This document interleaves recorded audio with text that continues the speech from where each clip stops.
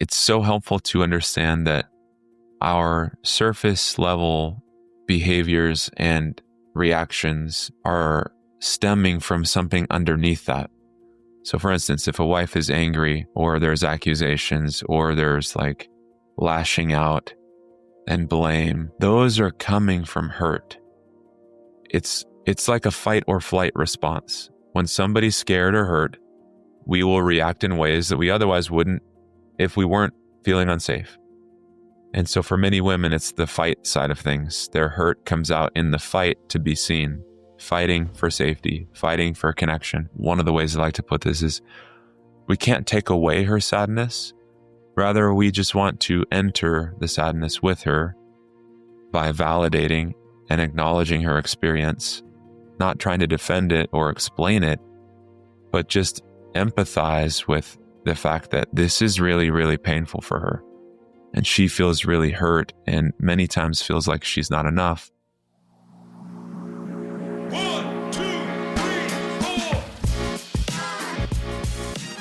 Hi, I'm Jeremy Lipkowitz, and with over 12 years of meditation experience as a mindfulness trainer and coach for high performers, I've become obsessed with helping people break free from compulsive, unhealthy behaviors and addictions and step into a life of true freedom so that they can finally become their best selves and cultivate deeper and lasting fulfillment. I've created Unhooked, the Breaking Porn Addiction podcast, to give you simple, actionable, step-by-step strategies to master your mind and optimize your life. This is Unhooked.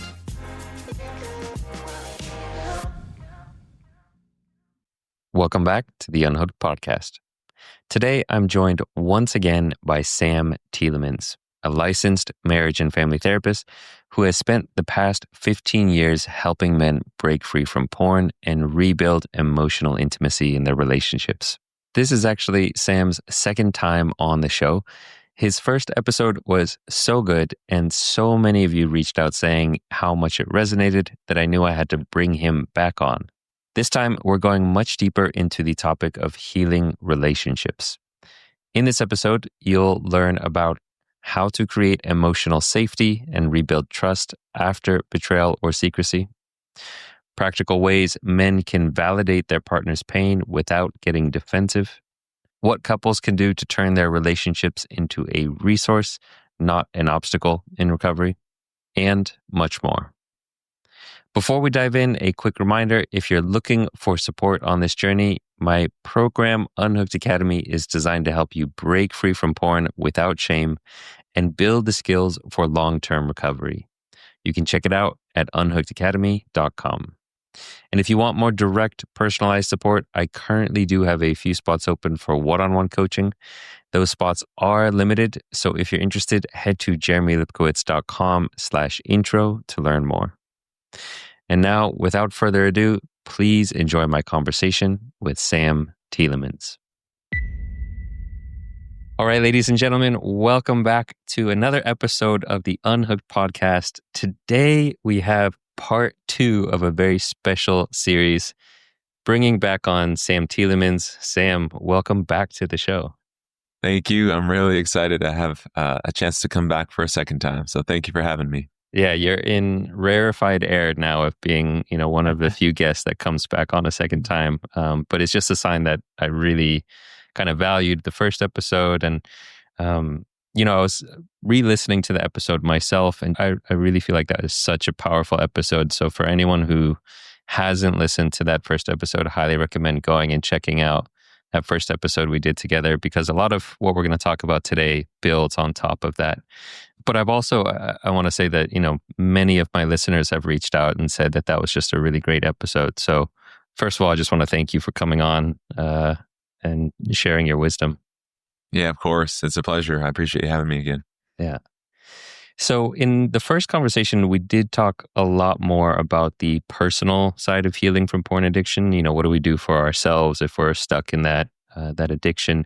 This time, I really wanted to focus more on the relationship side. So for people who are, in a relationship, who have a partner, how do we navigate some of the complexities of dealing with porn addiction, recovering from that, maybe recovering from betrayal if that happened, So my question for you, first of all, is why is it important to address healing as a couple, not just as an individual?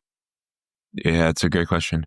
I think so often in the more traditional ways of approaching this issue, so often people are told like he does his work, she does her work, and then at some future undefined period of time, we will come back together.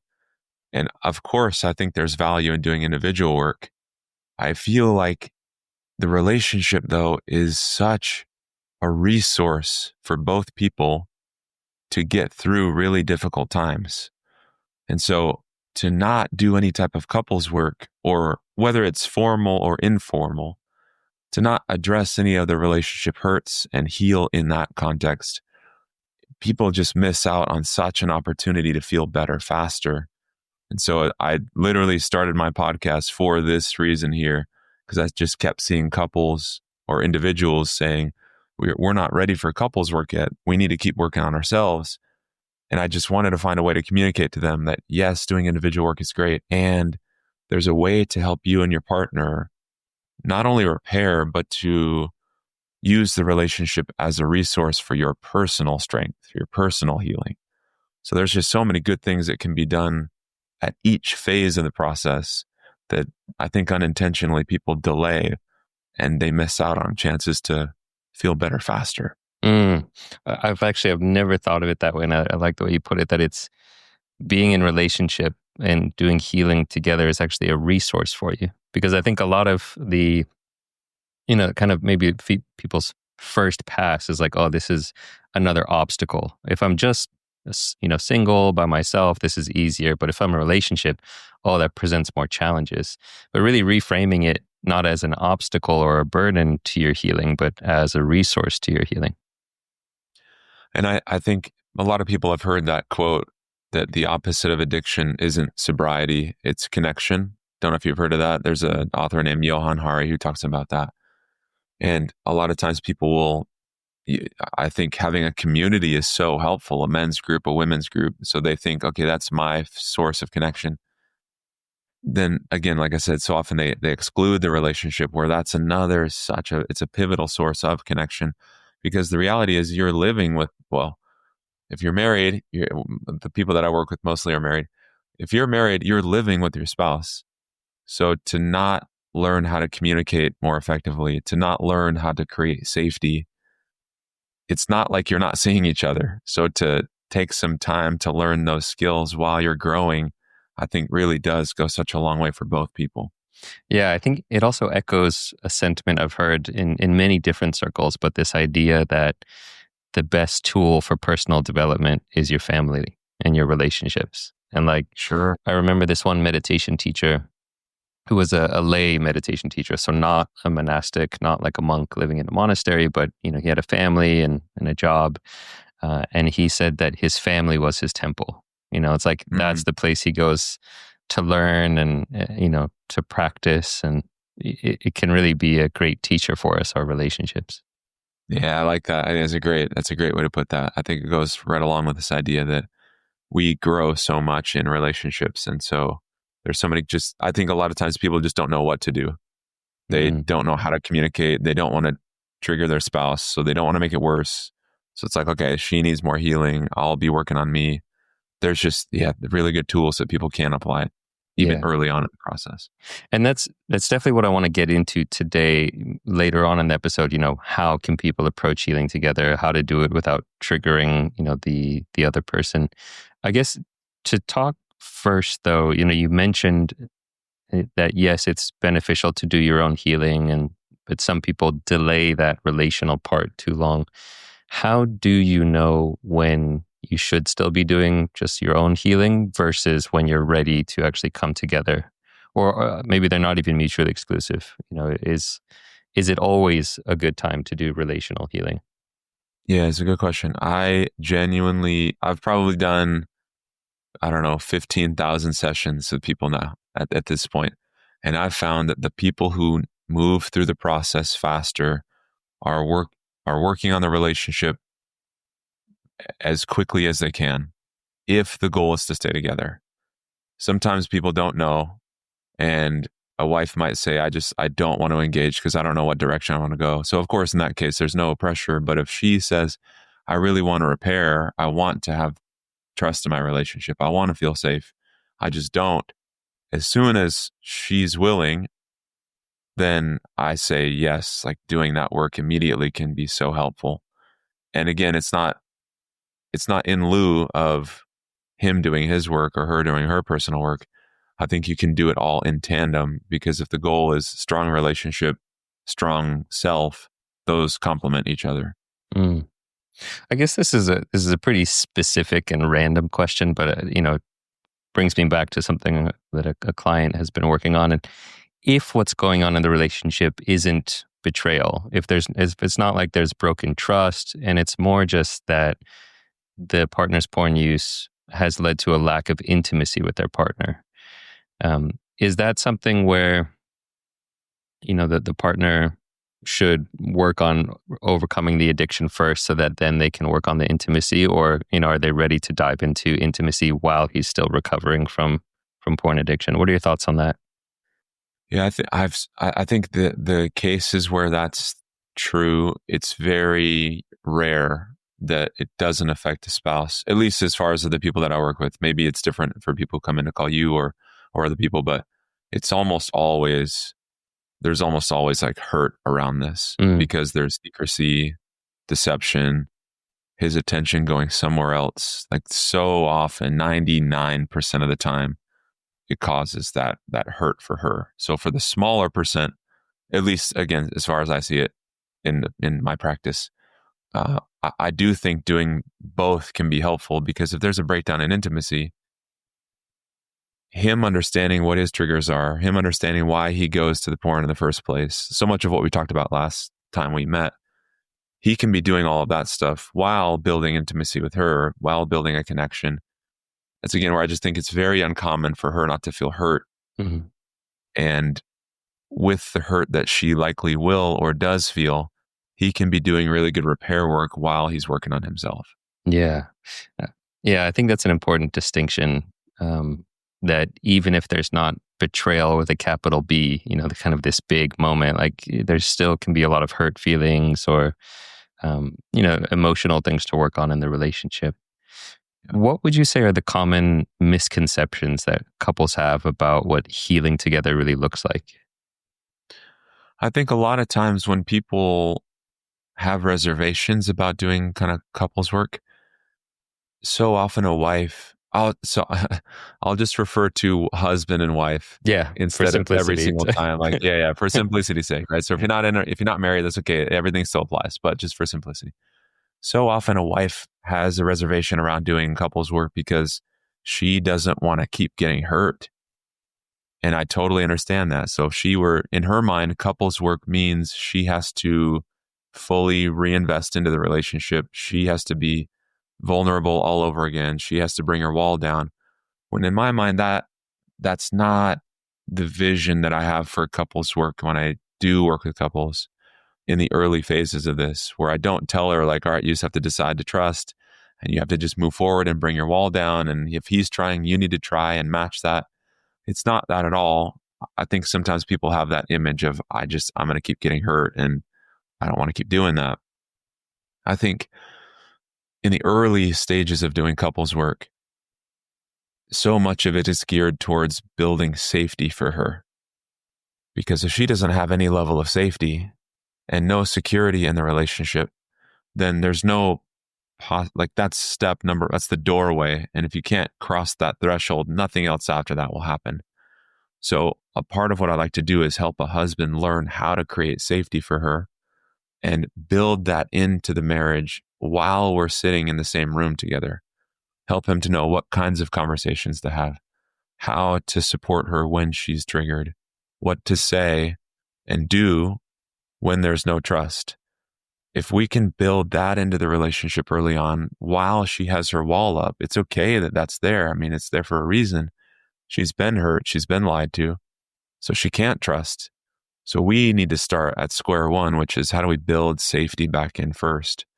I just think that is a common misconception. A woman might think, well, I'm expected to just jump fully back in when I'm not ready for that.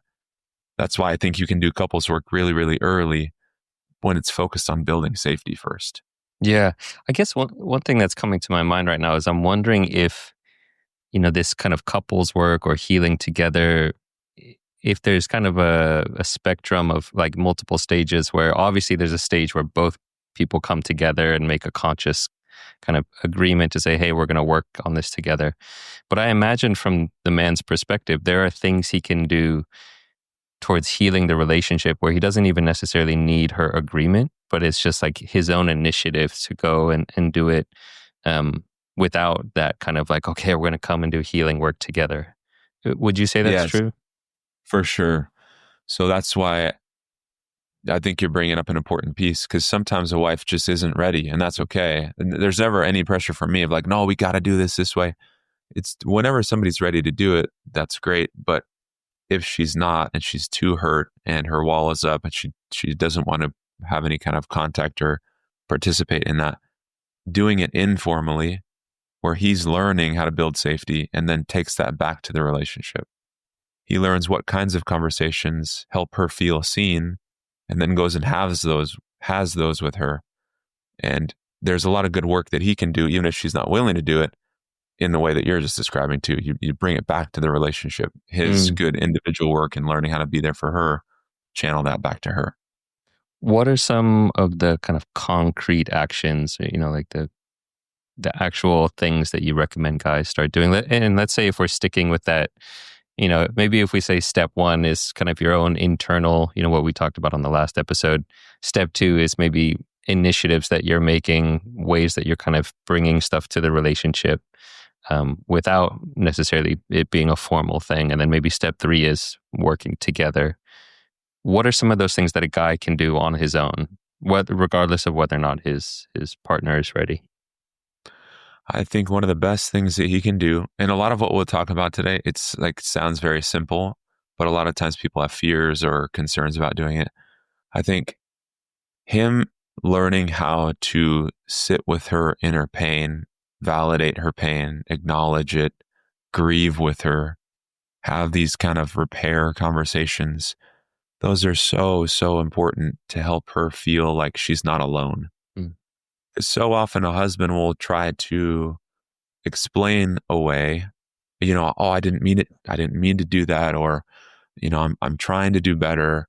He'll talk past her pain and it just leaves her feeling alone in her experience.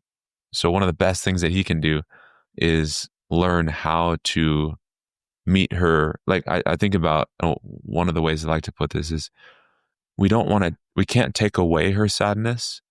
Rather, we just want to enter the sadness with her by validating and acknowledging her experience, not trying to defend it or explain it, but just empathize with the fact that this is really, really painful for her.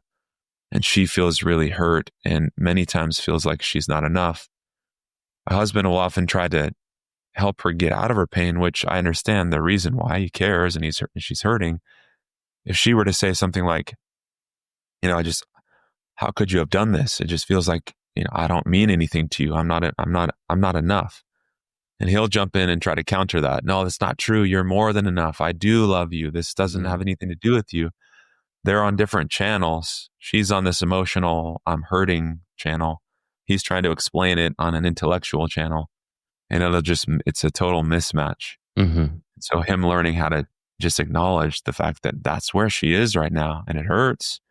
So him empathizing or offering compassion is, I think, how you can get some footing together. I love just like super specific examples of like how you actually say that. So let's say, a husband and wife are sitting down and she's sharing this and saying, I feel like you don't value me and I feel so hurt by this. If you were the husband, like what are the actual words you would say what would be a skillful way to say what you're talking about? Yeah, it's a good question. I think if I were to hear her say what you just said, if she says, I just don't feel, all right, now remind me of the words that you just used, make it do like a little Could be role play. any common thing, like I feel so betrayed, I don't know who you are anymore, I feel lied to, or I feel like I'm not good enough, what any kind of like, Okay, yeah. So I would say, I can totally understand why you feel the way that you do. My actions did betray you. The way that I made these decisions, it did hurt you. So it makes sense why you don't really understand what happened or why, and why you might doubt who I am. So I would just mirror that because that's her experience. So for him to say like, it doesn't happen that often, or yeah, I really do care about you. Mm. Rather, you're just going to mirror back with feeling, of course. I can legitimately see why you're so hurt by this. Mm-hmm. What I did wasn't okay. And I feel such remorse knowing that you're in pain because of what I've done. So you have every right to question and doubt and feel angry and hurt. I would feel that too. So I just want you to know that I understand this. I understand why you're hurting the way that you are. It's so beautiful. I mean, it's so obvious when you just say it like that. It's like, yeah, of course, that's the most skillful way to say it. Like, you're validating her feelings, you're taking ownership. You're admitting that, like, yeah, I did mess up here, and I want to do better, and I feel remorse and sad that I behaved this way. And you're not deflecting or trying to defend yourself. It's just like acknowledging what she's gone through and then taking ownership of what you did. It's crazy how effective something like that is. I mean, think about people who are listening to this can think about their own personal experiences. If you've ever been hurt by somebody and that's not acknowledged, you want to keep explaining it and talking about it and getting through to them so they can finally see what they did wasn't okay. And as soon as they offer this sincere apology and acknowledge it, it's crazy how much our nervous system like the tension that we feel diffuses. Mm-hmm. I think so many women naturally are going to carry around this anger and this intensity because their pain so often doesn't get seen. The lid gets put on it by explaining or defending or avoiding, which again, I totally understand why a husband would do that, because if the conversations don't go well, he's not going to want to have them very much. Mm-hmm. But that just keeps the cycle in motion, because then she feels more and more unseen, and then the anger will come out to try to get that pain seen. I know I'm talking about it like it's some easy thing, but when you're in the feeling of it and you see the anger on her face, men freeze. They don't want to make it worse. They just kind of shut down, or they go into their shame and they get absorbed by their own pain. So it's tough. There's a lot of landmines in all this, but like, if we were to take away all the emotion and just like, what do I say? How you summarize that was perfect. Yeah. Validate, take ownership, Yep. And, I think just as you said, it's easier said than done. Like, it's easy for us to sit here and say, oh, this is how you say it. But in those moments, it can be really challenging. But one of the things that I've noticed just in myself and my own life is the more you practice it, the easier it gets. The more times you say it and you're like, oh, actually, it wasn't as scary to say it as I thought. And it actually felt really good and felt authentic and in integrity to say that. Because that's the thing I've noticed. If I'm deflecting and, being defensive, and it doesn't feel good, I'm like trying to squirm out of something. But if I take ownership of it and I just say, you're right, I messed up and I'm really sorry. And I can understand why you're upset with me. Like, it feels so good in a way to admit it. Yes. Yeah, I agree for both people. Yeah. It really does diffuse the situation, because that's why there's so much anger from a spouse, from a wife, is there's just so much hurt that she's been alone in, and it just gets channeled in that way. Let me take kind of a devil's advocate point of view here, or where there might be pushback from, I can imagine some of the people I work with who kind of have a different, maybe something coming up for them where they've maybe taken ownership and they've said, yeah, I did mess up and, this was wrong. And at the same time, it feels like their partner has gone overboard in terms of the accusations. Maybe it's like, oh, this is the same as if you were cheating on me for all these years with another and sleeping around. And it's maybe feels like their partner doesn't understand. And so where is the line between taking ownership and saying, yeah, I messed up? And then at what point can you say, hey, I want you to understand, a bit more of what this addiction is like. It's not about sex. It's a coping mechanism. How do you do that without being defensive, but still wanting to educate your partner about what it is. Yes, I think the first step is both are necessary. They need to be sequenced in the right order, because a lot of times men will try to explain way too early and it just will not land. Mm. And a part of the reason why is because when somebody's in their emotion, logic doesn't appeal to them. They can't internalize what you're saying, even if it's true. And so step one is to down regulate her feelings, or in other words, help to stabilize and create some security in the relationship through what we just talked about, acknowledging, validating. When there is a sense of stability, then it is so helpful for him to offer explanation about what it is about.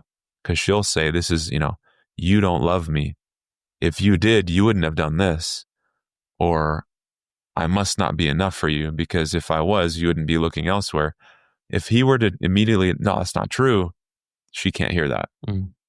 So I think starting with the validating, provide some stability, then going into explanation, likely in a different conversation. You might need to do lots of layers of validation. And then once there is that stability, then you can kind of feel that in the relationship when things kind of feel more settled. Then it's so helpful to go into the explanation about what it's about. Mm-hmm. So that's a little bit about what maybe the person in recovery can do to make their partner feel safe in this process. Is there anything that the partner can do to make the recovering person feel safe enough to be honest and to open up? What should the partner be focusing on? Yeah. I think this is, again, one of those easier said than done things, but it's so helpful to understand that our surface level behaviors and reactions are stemming from something underneath that. So for instance, if a wife is angry, or there's accusations, or there's like lashing out and blame, those are coming from hurt. It's like a fight or flight response. When somebody's scared or hurt, we will react in ways that we otherwise wouldn't if we weren't feeling unsafe. And so for many women, it's the fight side of things. Their hurt comes out in the fight to be seen, fighting for safety, fighting for connection. And so what's hard is that the more we interact, both husband and wife, in the fight or flight, because if she gets mad, he'll avoid, and vice versa, right? It's like the one's the fight, the other one's the flight. So the ideal type of conversation is when a wife can share from this vulnerable place what the emotional impact of this situation has been on her. So, for example, let's say they're having a conversation together and a wife, let's say, I don't know, it could be anything. Let's say they're watching a movie and there's a scene on the movie that triggers her and she's reminded of the past. The temptation is for her to say, I can't believe that you did this to us. We're sitting here, we can't even enjoy a movie together because of what you did. I can't stop thinking about the past. You obviously never cared about me. What's wrong with you? If it goes into that, again, I totally understand the why behind that. But when that happens, those conversations, even if he were to say the right words, often won't land because she's in her protection. Mm. So the ideal is when the movie scene comes on and it brings up this sense of hurt that she feels because of his actions, for her to express the impact of that right then. As we watch this movie right now and I see this scene, it just brings me back to the past and it brings up all this sadness. I just feel so much hurt right now because there's not trust in our relationship. It brings up this pain of this problem coming between us, and I'm really having a hard time right now. That's so different than the lashing out, but it comes from the same place. Mm. So the more both husband and wives can communicate on that level, they are able to repair in a way that's just not possible when they're in their protection. So that's one thing that a wife can do. And again, sometimes a wife, when I talk about this, they'll feel like almost this resentment around the idea of doing that. It's like, oh, I have to be nice to him.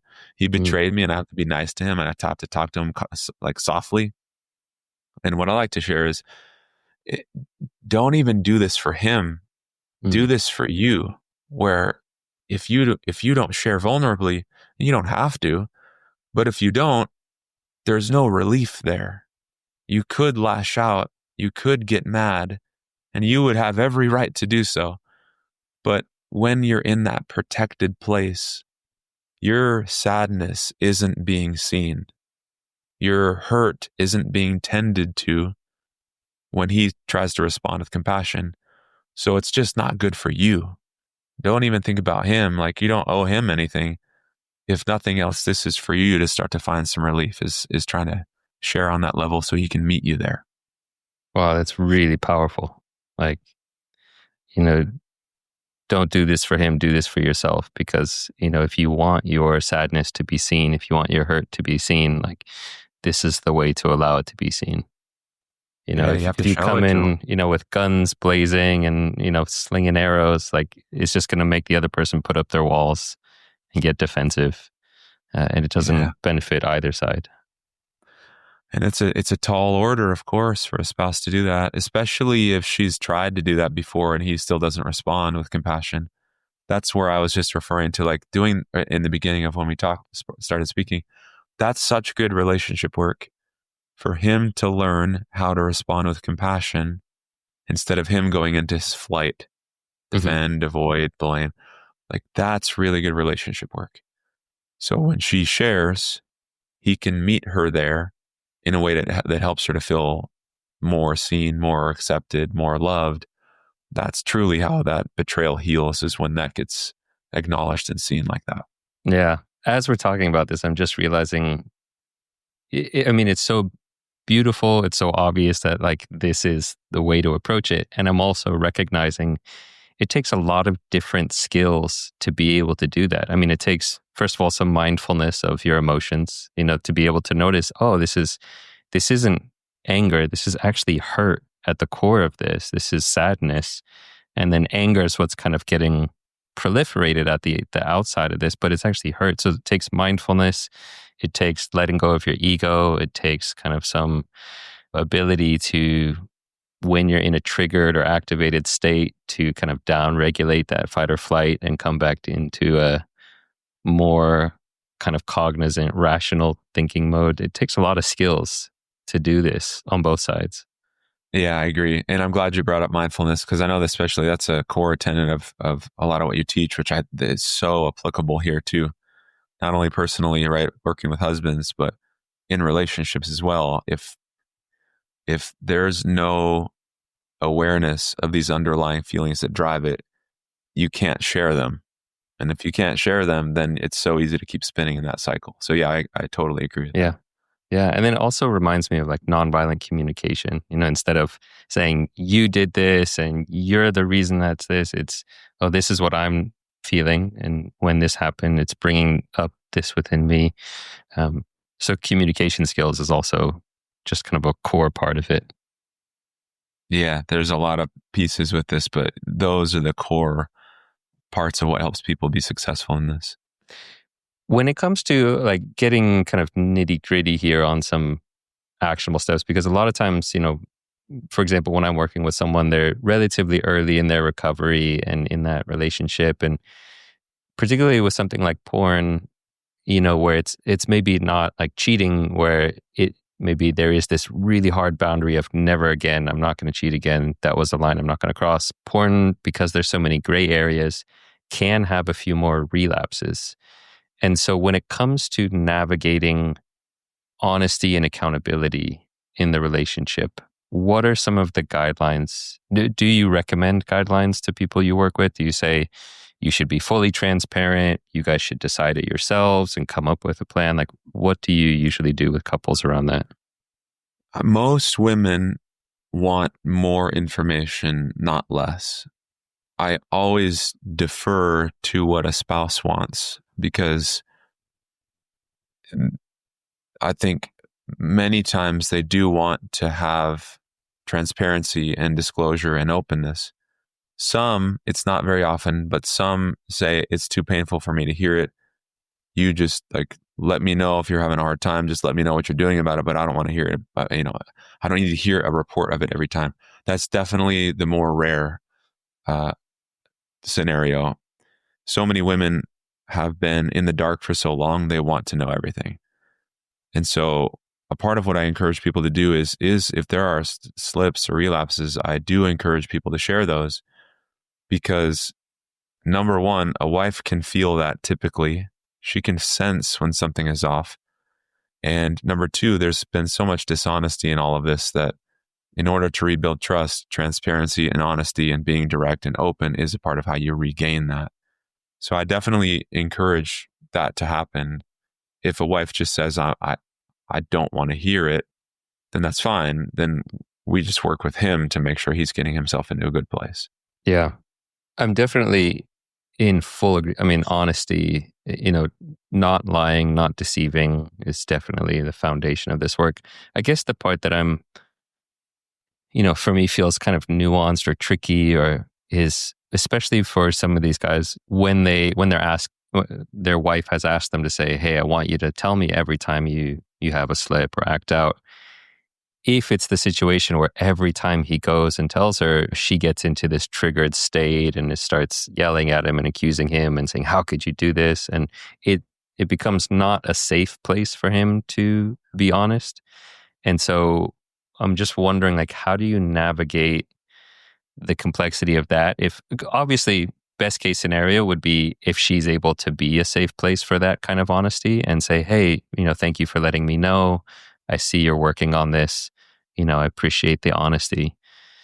Worst case scenarios, every time he tells her about a trigger or an urge or a slip, she, lashes out and shames him and, makes it worse. So I'm just curious, like, what's the right balance there for you? So if I were to be working with that couple and that was the case, I would want to work with her to explore the emotion, because this goes back to that whole thing we were just talking about. It's the fight response, but really underneath it, it hurts.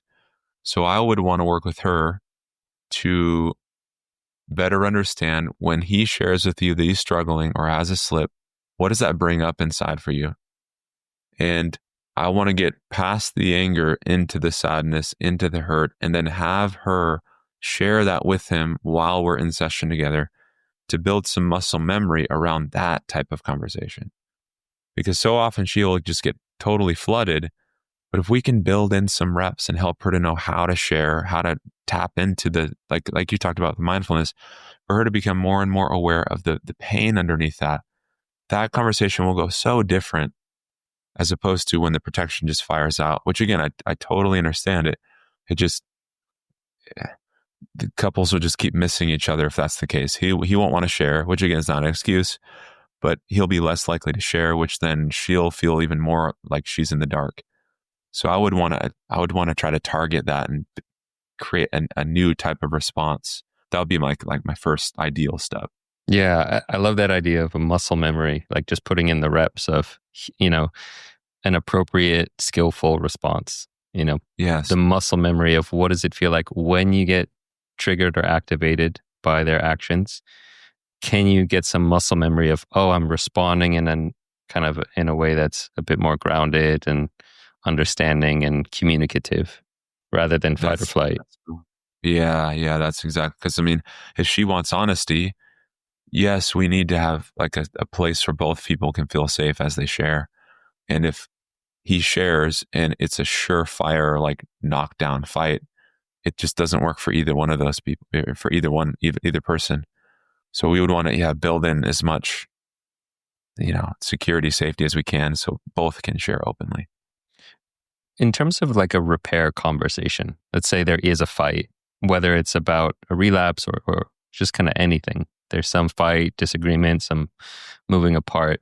What does an effective repair conversation look like? So, I think the elements that just to summarize a bit about what we talked about earlier, because the more a husband can acknowledge and validate and express compassion, those are like the three Well, if I were to break it down into 4 pieces: acknowledging the effect, the impact, the situation, validating the pain, being able to apologize, take ownership, and then 4th, what's he going to do differently? So if there was a setback or a slip, for him to acknowledge the pain and validate and own that, and then say, here's what I learned about why I did this. I was coping with this sense of inadequacy, and it got overwhelming for me. I felt just so stressed and overwhelmed, and I coped in this way. Moving forward, here's how I'm going to handle this differently. I'm going to be doing my shame work to try to break these beliefs. I'm going to talk to you sooner about what I feel instead of keeping it bottled up. And I'm going to be reaching out to the people in my community to make sure that they're supporting me. I'm not doing this alone. So I think those few elements help her to feel like her pain is being seen and there can be something different moving forward. I'm smiling right now because as you're describing these steps, it's such a sign of maturity if somebody's able to do that. And it's making me think of this thing that, going through addiction and then being in the process of recovery is, in my opinion, it's the greatest resource for personal development. That like people who have gone through addiction, it is such a powerful, it's a little bit of a sink or swim, like it might cause you to sink and that's very unfortunate. But if you can learn how to swim, it gives you some of the most valuable, interpersonal tools, that are just going to serve you for all aspects of life. And like communicating, taking ownership, practicing, emotional intelligence, so many of these things that just benefit you. It's true. It's funny you should say that. I was having a conversation with somebody like 3 days ago, and just hearing him speak, he didn't know what I did for work, but just hearing him speak, I'm like, this guy sounds like he's done, like, I wonder if he'd struggle with addiction. He's done really good. He's done such good work personally. And then like 4 minutes later, he told me, he's like, I used to be struggling with drugs and alcohol and my life is totally different now. I'm like, yeah, I knew, I could tell because of how he was speaking, the skills he was not saying directly, but I'm just listening and kind of hearing what he was saying. So I agree. I think there's so much growth that happens when people confront this. And it almost forces people to do it, especially if they're in a relationship. If somebody's single, it can drag on for a long, long time because there's not this, you're almost sometimes not forced to deal with it. Whereas if you're married and your wife says, I'm not going to stay unless this gets addressed, I'm not doing this anymore, he has to choose. And most men don't want to end their relationship. So they're almost like made to confront it. And I'm a big proponent of whatever gets somebody started, it doesn't matter. Whether it's like the fear of divorce, the fear of job loss, it could be some external thing. Whatever gets them into motion is great, because when they're in motion, that motivation changes. It might not just be for her anymore. It then transitions to like, I've seen the benefit of this. I want this for me. So yeah, you can tell when somebody's done their work just by how they carry themselves and how they think and interact with people. There's this quote that I saw originally on Instagram, and I don't remember it exactly word for word, but the basic quote was something like this. It says, every time I see a strong person, I ask, what dark did you overcome? Because mountains do not rise without earthquakes. That's great. That's a really powerful quote. Yeah. It's true. I mean, unless you're, there's so many parallels to that, right? The steel that's, hardened steel, you're like hammering away at this thing to create this sharp sword, like mountains growing. And it's, unless you're directly addressing this and making changes, it doesn't happen on its own. Yeah. And there's also another kind of idea, I forget who said this, but the quality of your life can be determined by the number of difficult conversations you're willing to have, something like that. And so I think, this leads into my next question, which is, if we look at these earthquakes being, what give rise to mountains, or the difficult conversations, the difficulties, the challenges being what give rise to a quality in a relationship, what I'm curious to know is Because a lot of people, I think, assume that, oh, if there's betrayal, if there's addiction, that it's just going to harm a relationship. But what I've seen is that a lot of times, if couples can navigate it, it actually allows them to strengthen and build a relationship that's even stronger than it was before. And I'm curious if that's what you witness as well. Yeah, just when you said that, I just thought about a couple that I worked with. This was more of an extreme case, but for 17 years, he was seeing prostitutes and she had no idea. All she knew is that her husband was emotionally detached, not ever present. Just she's doing life on her own. He's doing his life. Weren't connected together.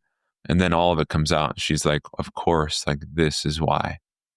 And he had this like miraculous change, and they're religious people. So he's like, God changed my heart and who I am. And I focused on the relationship side of them, of the healing with them, because she just felt, of course, just buried by this betrayal. So because he had made such good personal changes and then learned how to be there for her, it's like I would chuckle sometimes after the end of our sessions. She would say, I feel like I'm getting punked right now because this isn't my husband.